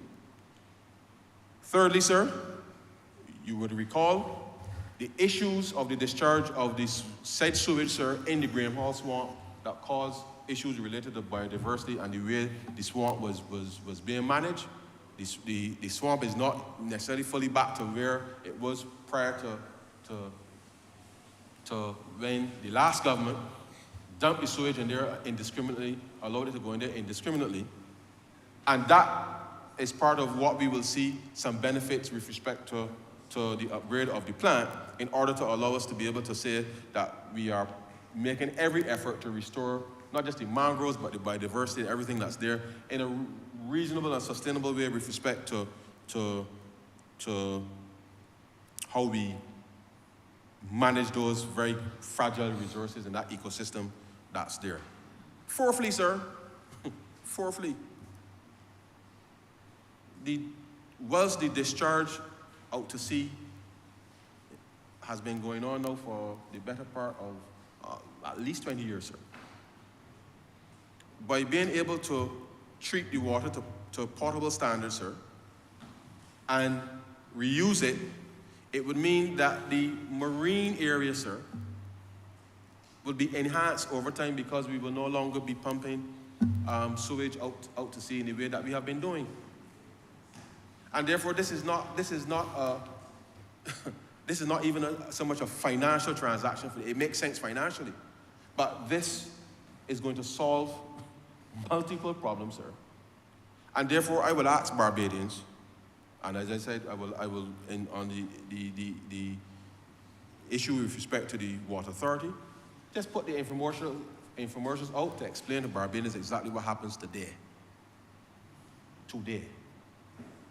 Because when people make these statements, they try to do it in a way that trying to make the government feel as if we're doing something extraordinary, when we are indeed not, sir. It is consistent with what happens today in almost every household across this country, and it just requires the appropriate people who have all of the technical knowledge. And there's a gentleman, sir, that comes. I last saw him here at Parliament, and I've told him on more than one occasion that he's perhaps the most important person in Barbados. I didn't ask to call his name, but he's the water specialist. Not Mwanza. Sorry, with your permission, sir.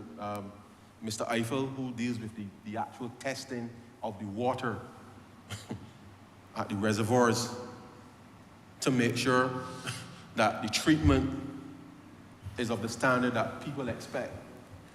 Every time I see him, I tell him, sir, you are the most important person in Barbados, because the process of taking the water from the aquifer, sir, because as you know, sir, when the rain falls and it ends up in the gullies, it carries all kinds of stuff with it. It takes fertilizer from the farms with it, sir. It takes all kinds of stuff with it and dumps it into the aquifers. And they extract that water and clean it, sir. Every day they do that.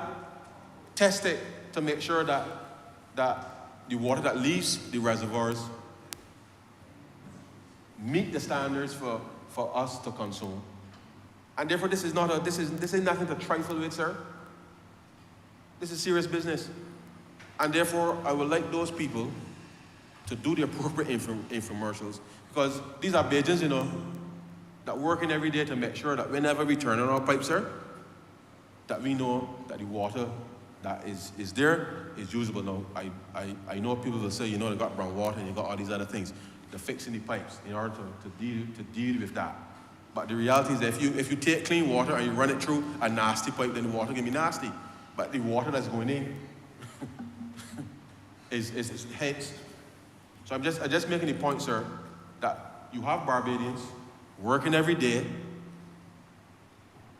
in our interest to make sure that the water that we consume, sir, is of a very high standard. And therefore, it defies me, sir, that people would attempt to use what is a completely natural process now with the limestone. Given that we had 4 months of a drought this year, sir, and let me tell you something, sir, I was in a meeting with the Minister of Finance from Djibouti, sir. And the Minister of Finance from Djibouti said that the rain had not fallen for 4 years, sir. 4 years. Now, I can't even contemplate. We had a little stretch here recently when the rain didn't fall for a few weeks and it felt like forever. But you can imagine, sir, Barbados in a situation where you had rain for that kind of time, sir. And part of the reason that we had those 4-month restrictions this year is because we had a dry spell, sir, a serious dry spell. So this is not, sir, something that people should play with. I take it very seriously, sir, and I urge the Water Authority, you go into overdrive, because people must know that they've got Barbadians out there every day, sir, getting up out the bed, and their sole job, sir, is to make sure that the water that leaves those the reservoirs after treatment, sir, is, and I feel offended that people will attempt, sir, to even suggest that those people are not taking their jobs seriously. Mr. Speaker, the contemplated debt swap, as I outlined, sir, more details will come at the later time in terms of who we're working with to be able to get it done. But I am absolutely confident, sir, that how we use our debt, sir, responsibly, will help bring relief to Barbadians, will help build resilience in this country, sir. Whilst there's not a perfect solution with respect to being able to have one comprehensive solution to everything that is being proposed, and we would love to see it happen faster, I think it's important that the country understands that this is not just some financial ingenuity being dreamed up in the Ministry of Finance, sir, because we feel like doing something fancy. The ultimate objective here, sir, is to build resilience for this country. And in building resilience, that's going to mean different things to different people, different parts of the country. And therefore, we must absolutely remain focused on the mission ahead, sir, the mission. And my job, until determined otherwise, is to make sure that we can facilitate as much of the mobilization of private capital as possible to be able to advance what government is doing as well, in collaboration with government, under whatever framework that we may want to agree. Because this country, sir, if we are going to achieve resilience, is going to require substantive investment, and people need to be able to be in a position to understand that the process through which we are going to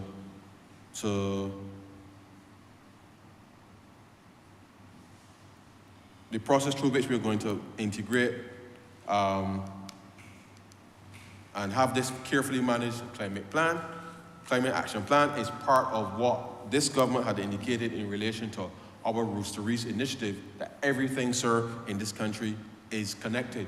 And because of that connectivity, sir, because of that connectivity, it is important to understand, for people to appreciate that when we talk about Roosteries, it's not just a buzzword, sir, with respect to a thematic program or some esoteric discussion, sir. It is how Bajans live every day. How we live every day, sir, impacts the quality of the water that we drink, sir, to the extent that it impacts the quality of the water that's actually in the aquifers. So when we dump motor oil in the gullies, or we go and dump whatever it is we want to dump in the gully, sir, that impacts the water that we will potentially have to treat in order to be used for potable water. When there's discharge of garbage or something in the marine environment, sir, it affects the coral reefs, affects the fish. Everything that we do, sir, has an impact on everything that we do in this little rock here, sir. We don't have any rivers. Well, there's Joe's River, but we don't have any rivers, sir. We don't have any rivers. We don't have any rivers to speak of, sir. We don't have any significant streams that people can have access to water. And therefore, it is important that as we develop our climate action plan, that the integrated nature of everything that we do, sir, when the day comes. So between the mechanics that confusing people in the neighborhood, sir, between you name it, sir, everything on this little rock. Because we made out of limestone, sir, everything can percolate, sir, and go down through the ground and end up in the aquifers. And it is that water that the Water Authority, sir, extracts that then makes it, and they will be able to tell you, sir, what the difficulty that they have to go through to get that done. But I am absolutely confident, sir, in the work that the Barbados Water Authority has been doing in that respect. We're trying to get the pipes replaced, sir, so that you don't get that brown water coming through. And it's not the brown water, it's the rust in the pipe, you know, sir. That is the residue that causes the thing to be impure. So therefore, the replacement, the mains replacement, is a critical part of it. And therefore, we want to be able to find a way to be able to get that finance in addition to the renewable energy with respect to allowing the Water Authority to use renewable energy rather than the electricity costs that is associated with pumping water. So we're dealing with that too, sir. And therefore, it is not an exeteric exercise, sir, on a small island that has to depend on that we are vulnerable, but that vulnerability starts at home, and I hope that people are able to appreciate that, because this is not going to be a one-size-fits-all approach in relation to this. Now, Mr. Speaker, as I mentioned earlier, this bill will amend those four pieces of legislation to include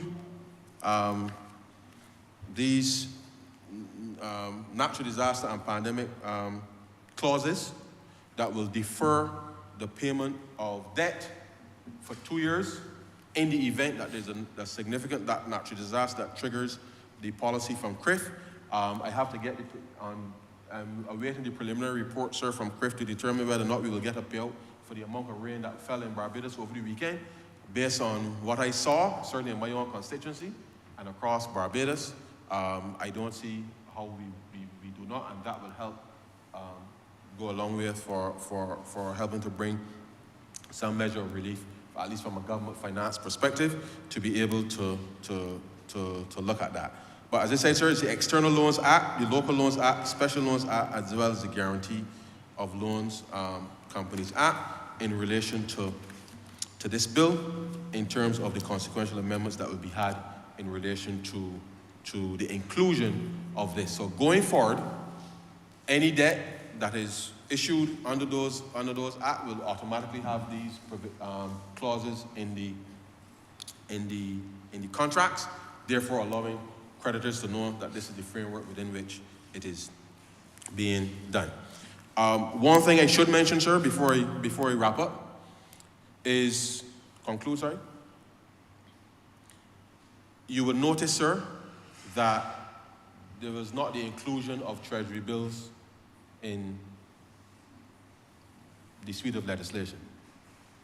And for good reason, sir, because as you would appreciate, sir, treasury bills are short-term instruments, 90 days, 91 or 182 days, usually referred to as 90 or 180 days in maturity. They're intended to be a financing mechanism for government to be able to help with cash flow. So you would appreciate, sir, that if you issue a 90-day instrument and something happened, that it would already have been programmed into your replenishment, if you like, sir, into your cash flow to be able to settle. And therefore, it would be impractical to delay repayment of a treasury bill issuance, however small, as it usually would be, for 2 years on the basis of that. And therefore, we agreed that from a policy perspective, that given that treasury bill issuances are relatively small by their nature, then that would not necessarily have a material impact in relation to the operations. But I want to make it clear, sir, that government's short-term financing needs are separate and distinct, sir, from the long-term financing of government. And if you're talking about building resilience, as I said, sir, the balance now between the raising of capital on the short-term side, meaning treasury bills as we reopen the capital markets, and we want to rebuild a yield curve because we haven't issued anything for 4.5 years or so, really, to speak of. It's going to be important that we balance and understand that as government puts instruments back into the market, that we're able to understand that what prevailed under the last government, both with respect to ministers of government swimming in sewage, as well as the quality of the credit, sir, that is not the reality of this government. And therefore, as we have taken very seriously the management of our public finances, when we reissue instruments in the space, the kind of rates that the last government were being asked to pay, that is not our reality. And therefore, we remain committed, sir, to be fiscally disciplined.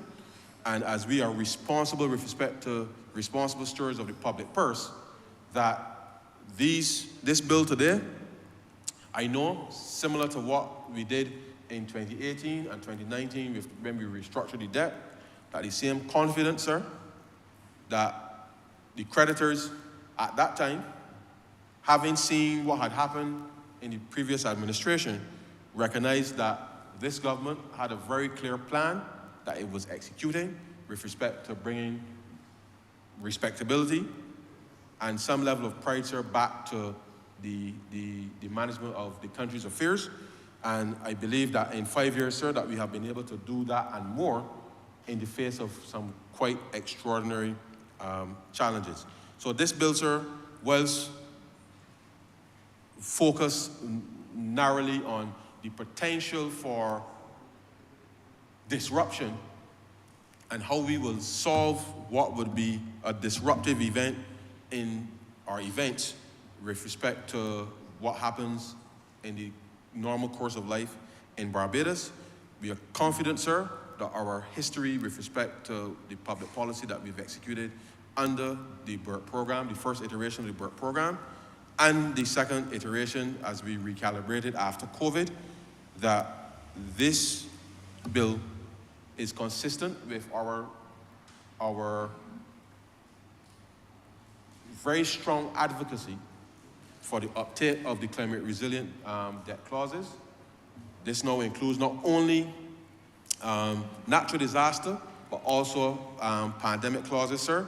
So it would mean that we're the only country in the world, sir, where all of our debt, except for treasury operations, which is short term, that all of our debt would include these clauses, because it's important for us to appreciate that if a disaster happens in the way that it did with COVID and the others, that the government has a specific responsibility to try to mitigate against the social impact.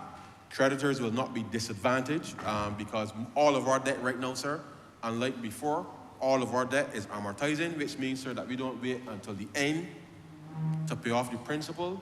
We give people back a piece of the principal either every quarter or every 6 months. So therefore, there's a recognition that our ability to be able to manage our not just cash flow situation, but our ability to manage how the debt is repaid has changed considerably, and therefore, because of the nature of the fact that our bonds are amortizing, sir, meaning that we pay a piece of principal every quarter or every 6 months, depending on the nature and the structure of the instrument, then that gives confidence to the creditors that even with a pause, that you've already recovered some of the principle, and therefore, as part of the confidence that they have in us to be able to do more is a very strong record, and we have been able to do that consistently, sir. Certainly in the last year, as we've started back repaying the principal part after the grace period ended, and long may that remain so. But I want to stress, sir, that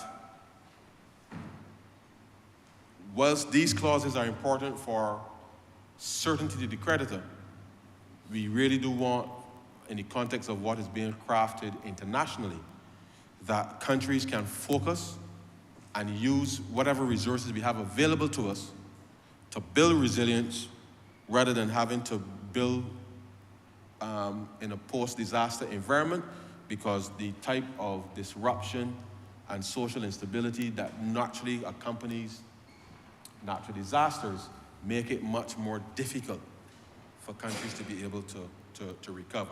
So the building of resilience up front, sir, remains the government's priority, and that is where we will continue to push and advocate very strongly internationally to be able to get done, so that within the context of an agreement for the implementation of the country's climate policy, that we can collaborate rather than seeing multilaterals competing with each other to be able to help Barbados, and I dare say, sir, the rest of the region, be able to help build some resilience, sir, which is absolutely important. And so, sir, I am happy to lead this debate this morning, and I want to thank you for the opportunity to share just a few thoughts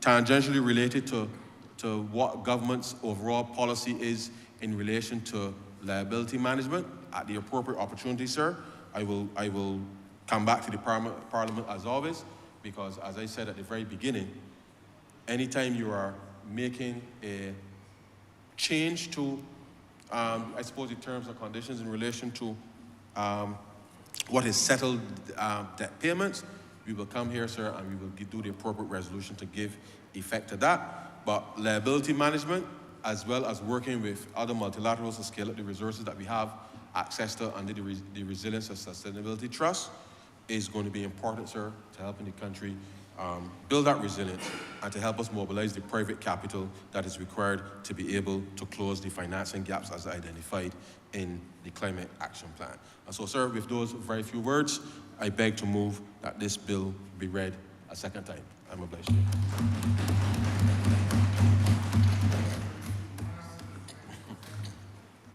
Thank you, Mr. Speaker. Sir, I rise to share some thoughts as people of St. Michael South Central have empowered me to do on this very important piece of legislation. Now, sir, I think that people of Barbados, including myself, thankfully, do not have as much experience with the reality of a post-disaster environment as much of our sisters and brothers in the world have.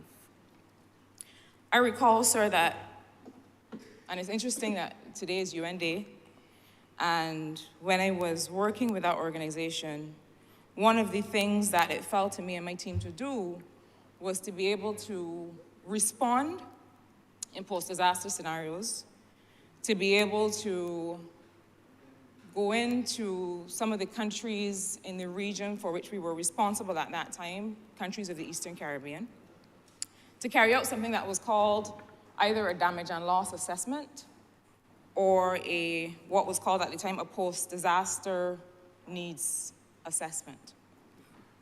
And the point of that was to be able to gather information, to gather data, to understand what the country would need in order to recover. A post-disaster situation, sir, a real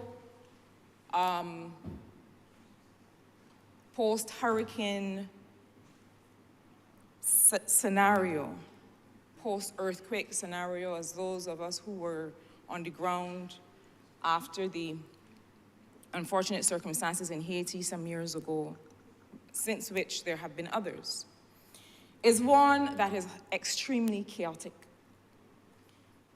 And, you know, we talk about the fact that Barbados had not had, before Elsa, a hurricane for over half a century. And even the last hurricane that we experienced, being as it was barely Category 1,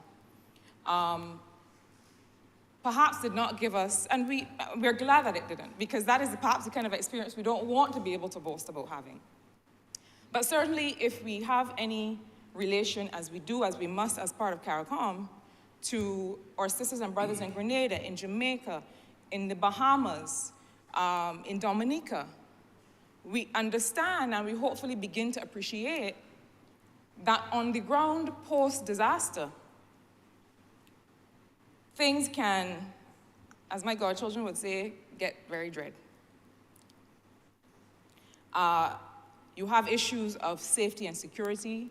You have issues of water availability. You have issues of having to provide emergency and critical medicines for people. I say all that to say, sir, that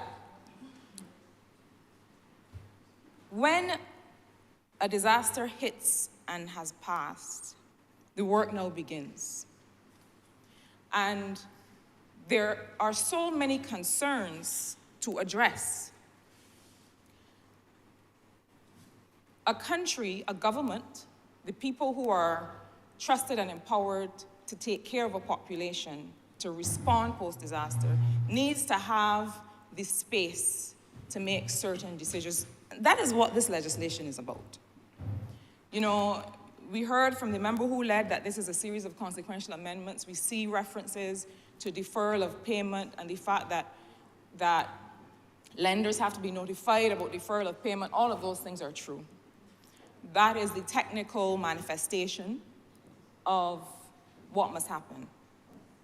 But the point of it, the reality of it, the purpose of it, is to make sure that in that chaos, in that period when there may be no power, when there may be no water, when there may be no connection to the outside world, when there may be no ability to get new imports in through the port or by air, that in those critical moments and days, that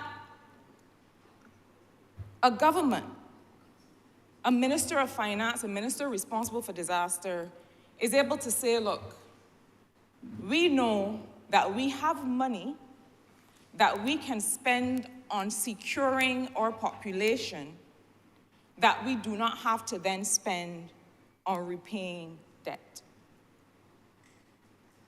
In the chaos that follows a disaster, a country is not able to send delegations to the IMF and to other members of the international community to argue for relief.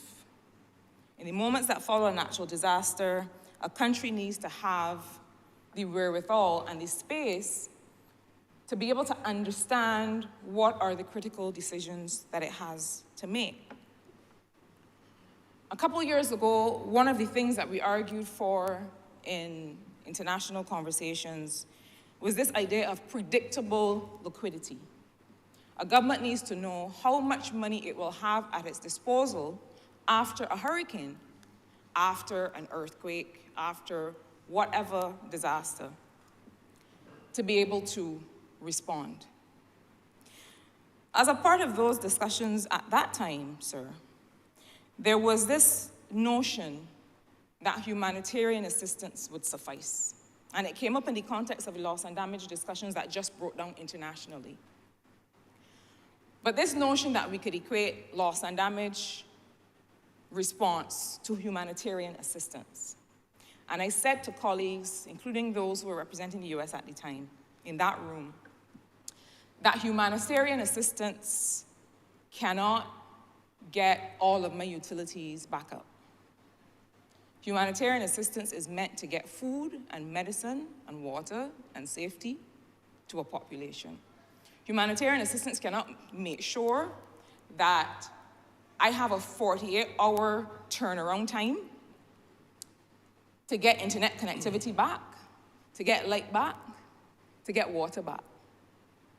It cannot make sure that I have essential services up and running to service my population, or to have business continuity to get small businesses back up and running. Humanitarian assistance does not do that. But further to the point, if the event is sufficiently large to affect more than one country, if it is sufficiently large to affect a region, well, I am competing with several people for humanitarian assistance, and I am the smallest one. So rather than have to go, because Barbados in those circumstances is a mosquito, and other countries are a gorilla. And while we know that mosquitoes are small but deadly, or can be, they don't make as much noise as a gorilla running through the jungle would. And so the whole question of a country like Barbados having to pick up its cap and take it in hand to an international community after a disaster, well, chances are we can't even get out of the country to go and ask for money. The idea is that predictable liquidity is part of resilience. By that I mean, knowing how much money you have to spend to get your people safe, to get your country back up and running, is key to responding in a disaster. It is the point of what we're doing. And being able to say that we do not have to service, to make principal repayments on debt, or to make interest payments on debt in the 2 years following disaster means that we know how much money we can spend on making sure the country is safe. It is that simple, it is that practical. That is what it is for. Now,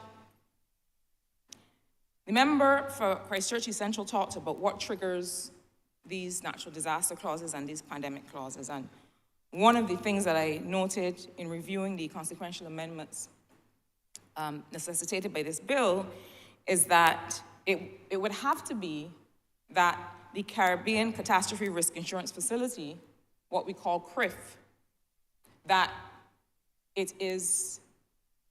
that policy covers a disaster such as the one for which the natural disaster clauses are relevant, which means that there has to be some benchmark that says when are these clauses triggered.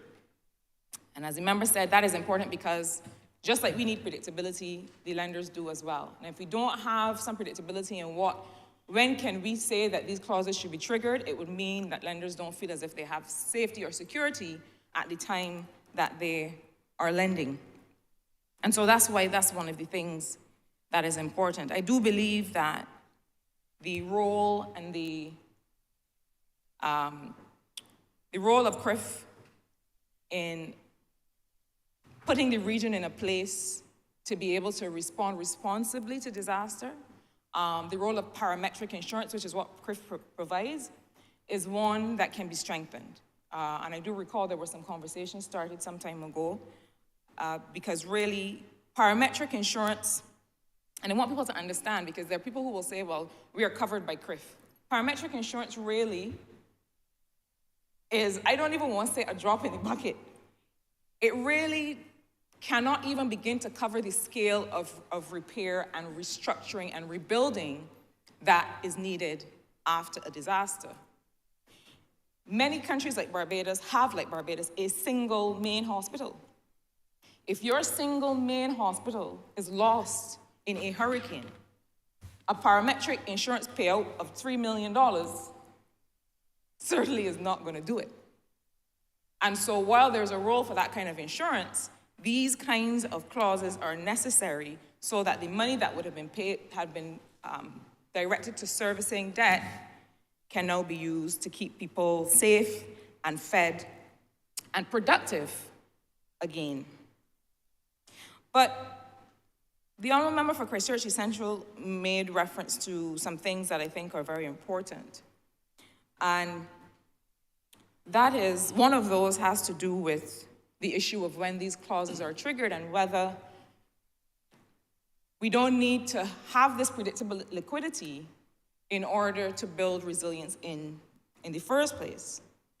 I think that goes to a part of the conversation that is happening now in the area of loss and damage. And those who are paying attention might notice that the international discussions on loss and damage have broken down. And what are those discussions? Simply, it is that countries who have suffered for decades, for centuries, from the emission of greenhouse gases, of which the US is actually the highest emitter, are saying that we have historic damage. Y'all are talking about today, but we have historic damage and we have historic debt from dealing with that damage. And really, there should be some payment that is made from industrialized countries who have gotten rich off fossil fuel-based industries to countries that have arguably gotten poor from the effects of fossil fuel industries. There should be some finance flowing from one to the other. And the conversations that are taking place right now globally are what should that look like? There's a lot of mistrust in that conversation because countries like ours, not just the Caribbean, the Pacific Islands, and some others, are saying that we don't necessarily trust certain developed countries to be able to make those decisions, and we want more transparency in that. And I say these things because I want us all to appreciate that these conversations that we have ultimately affect what happens with us and to us here on the ground in Barbados. But I also think that the loss and damage discussion has another part of it that we have perhaps not been discussing, and that's this issue of slow onset events, different kinds of events apart from a hurricane. I remember some years ago, we actually went to do a damage and loss assessment, not following a hurricane, not following anything that had been categorized as a storm, because there were no high winds associated with it, but it was a pure rainfall event. The rain poured for days and days and days in a particular country, and there were huge losses associated with that. Things like beach erosion arguably should perhaps be considered disastrous in the sense that they cause a country to lose a lot of its assets and a lot of its potential productive capacity. And so I think that part of the conversation that this government must continue to have, if it has not started already, is how do we define a disaster? Is a disaster only something that can be measured according to wind speed, that can be measured according to the scale that has categories from 1 to 5, and I'm told that even category 5 is ill-defined and there's nothing past category 5 on the books, although we know that there are things past category 5 that happen to countries and to people. What is a disaster? And arguably some of the physical deterioration of our countries, of our coastline, of our hillsides, if it applies in your country, could be categorized as a different kind of disastrous event for which resources are required. But sir, there's something else that is very critical to this conversation. And I heard the Honourable Member make reference to a climate action plan. And I hope that, I'm sure, that at some point the contents of that plan will be made known to us all. I gather that it may have some association with roofs to reefs, and to that being operationalized. I gather from what has been suggested that the climate action plan is roofs to reefs made live and practical in the lives of Barbadian people. And so I think it's very important to be able to see what that looks like. Because the fact is that there are so many things that have to act together and work together in order for this kind of policy to be made real in people's lives. I was watching a documentary the other day about how the government of Singapore is actually targeting longevity in its policy and planning. And the official from the government who was being interviewed said something that sounds very simple, but I have not forgotten. She said the Civil Service of Singapore believes that one simple thing, that policy is implementation, and implementation is policy. Policy is implementation, and implementation is policy. What that simply means is that nothing that you write down on a piece of paper or approve in cabinet or pass in parliament is real for people until it is done. And similarly, the way that it is done is what is going to affect your record on policy. So with that in mind, I think the conversation now has to look at what does a resilient Barbados really look like? I'm assuming that that's what's contained in the Climate Action Plan. How many hours are we targeting for each utility to be back up and running following a disaster? How many hours are we targeting for roads to be cleared, assuming there are fallen branches and trees and so on, after a disaster? How long to get back connectivity to the rest of the outside world? How long for businesses to be able to be up and running again and people to go back to work and children to go back to school? Those are the measurable things that we are talking about when we talk about surviving a disaster.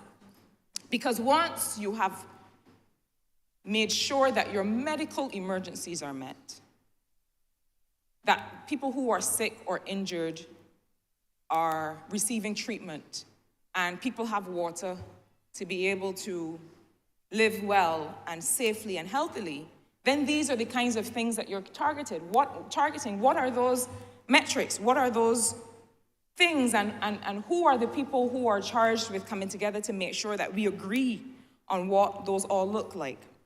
But there's something else. I was talking to a friend the other day about the fact that when we were growing up, our parents, I grew up in a, as we would say, a board house. And every now and then, one of the boards you would notice was starting to look a little funny. It was rotten, or it needed to be replaced. And that approach of replacing board by board, replacing piece of galvanized by piece of galvanized, was an approach that our parents were able to take or took, because they prioritized those things in having a home and raising a family. But they were also able to do it because they financially would be able to set aside via a meeting turn or via some other, again, predictable finance. They would be able to say, well, I know that by November, I can be looking at replacing one or two of the boards.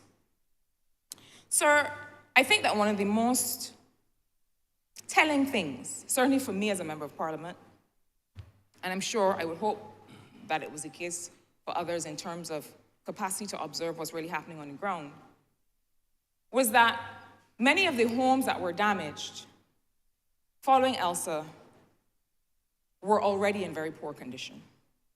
And in fact, when we started the conversation about the issue of retrofitting of roofs to be able to be hurricane resilient, one of the things that we realized was that, in fact, a lot of the homes could not carry a new roof because the weight of a new roof, doctors will tell you that they will not operate on a patient that is very ill or that is advanced in years, too advanced in years, because sometimes the patient will not survive the surgery. Some of the homes cannot survive the surgery. And so there was some thing that has evolved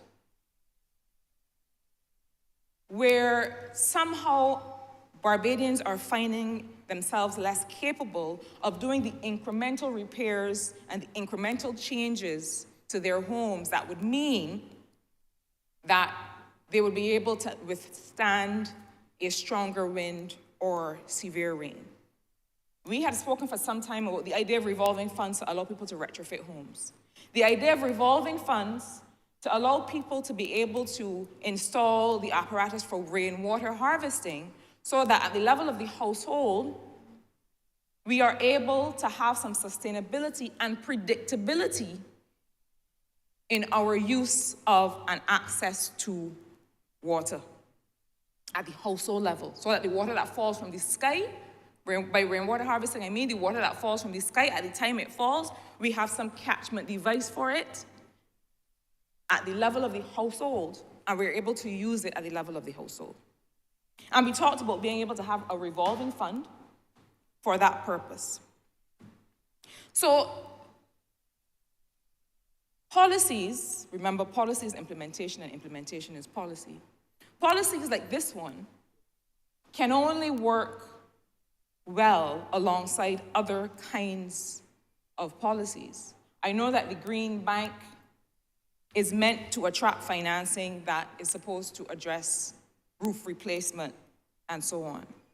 But I think that we fool ourselves if we think that a government of this size, with a budget of this size, can provide all of the housing and lands solutions that are required. We cannot. What we must be able to do is to give households and individuals the wherewithal to be able to do what our parents did, which is when something needs fixing, there is a set of money. And I ain't talking about big money because it didn't cost my parents a lot to replace 1 or 2 boards, but there are resources available either at the level of the credit union or some other financial institution that means that people can, the private investment that the member for Christchurch East Central was talking about, people can make these fixes themselves. If we allow homes, private dwellings, to deteriorate over time, we will not be able to find the capital to fix them all in the event of a disaster. If we allow people, generations of people, to be dispossessed from land, and I know that sounds like a strong word, but when I say dispossessed, what I mean is you are in a house and your grandmother died and left the house for you, but you don't have the papers, and you don't have a way to show that you own the land or that you own the house. You are insecure. That dwelling is insecure because at any point something could happen and you could be called to prove that you own it, but you cannot. These are the kinds of things that have to go alongside or have to be part of a real resilience plan. How do we make sure that Barbadians are able to, one, prioritize, because that's a part of it as well. We ourselves have to prioritize making sure our dwellings are safe. But one, prioritize repairs. Two, have some kind of financial facility available to be able to, on their own, build their houses up to a resilient level, be able to, on their own, do the kinds of retrofitting that will mean that they can harvest rainwater, that they can use water in the home, and therefore have a reliable and predictable water supply that does not necessarily depend on the common utility. What are we doing to be able to ensure or to promote the issue of security of tenure of land and homes? All of these are the things that have to be a part of any climate action plan, and making sure that those members of the private sector who have this responsibility are also in a position to respond. Now, you know, I think that those who are responsible for private utilities do have a sense of responsibility, in my experience. But I did note with interest when the major power utility here said that they were ready for the last event. as I was watching on my phone, the report where they were saying that they were already, all systems go set for the last event, that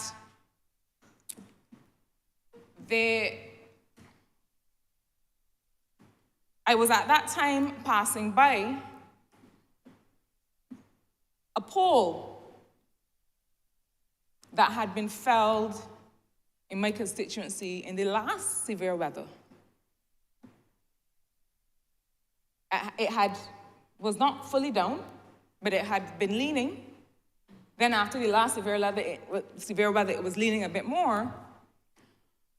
And obviously, we had made several attempts to have it addressed. The point I'm making, this is not just a plug for the pole in Grosvenor Road to be fixed. But what I am saying is that we have to make sure that being prepared for an event means that all of the liabilities that exist as a disaster is approaching or can potentially occur, that those are also addressed. I say all that to say, sir, that we have several issues that have to be fixed at once. And I think this government appreciates that. But the implementation part of this policy means that we have to do the fine work of ensuring that that these resources that are available to us, whether they are triggered before the disaster, as the Honourable Member suggested, or after, that this business of building in resilience meets people exactly where they are. So that those homes that are already standing, that are already insecure, that we understand that part of the investment to be made is to make sure that the people who own those homes, first of all, can prove that they own them. Another part of the investment that has to be made is to make sure that the people who own those homes can access resources to be able to fix them as they are deteriorating.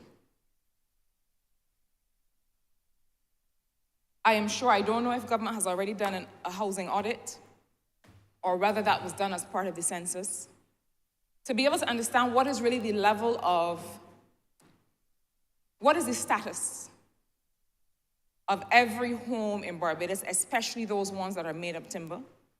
There are also homes or dwellings or places where people live that are perhaps not even registered officially as houses, but that house individuals, and that these also need to be factored in. I await with bated breath the census data to be able to see what that housing picture is. Because alongside this natural disaster and pandemic deferment of payment bill, these are the kinds of things that must also be instituted in order to make sure that when we talk about a resilient Barbados, we know what that looks like. We know what that means for how many houses need to be repaired in a given financial year, how many need to be built in a given financial year, how many people need a more predictable water supply, need more predictable sanitation. These are the kinds of things that I am assuming that this $5 billion by 2033, I think that was what was quoted, that is a climate action plan that I am also assuming is now the manifestation of Roofs to Reefs made real, that we understand what those metrics look like. And I'll close by telling you why. I spoke a couple nights ago in a different place during a lecture about this idea of co-creating development. Co-creating development. And all it means is that there are things that the state contributes to people, and that there are things that people contribute to be able to make sure the state is not the government, to be able to make sure that the state can continue to provide the services that are needed for people to live well and to make the choices that they value. it means that we have several responsibilities, that we all have to play a part in ensuring that this vision that we have for a climate resilient Barbados, that this becomes real in all of our lives. And so I support this bill. I only leave us all with the reminder that when it comes to real resilience for Barbados and for Barbadians, that policy is implementation, and implementation is policy. With those few words, sir, I'm obliged to you.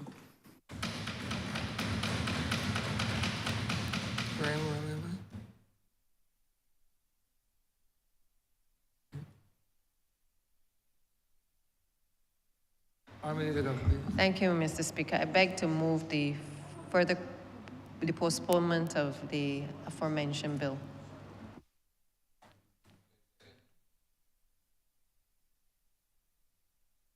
Question is that this bill be postponed for further consideration. All those honourable members in favour, please say aye. Those against, please say no. Me think the ayes have it. This bill is postponed for further consideration. Honourable Leader Government Business. Thank you, Mr. Speaker. I beg to move the adjournment of the House until November 7th at 10 a.m. The question is that this honourable chamber be adjourned until the 7th day of November at 10 a.m. in the forenoon. All those honourable members in favour, please say aye. Those against, please say no. Me think the ayes have it. This honourable chamber stands adjourned until the 7th day of November, 2023 at 10 a.m. in the forenoon.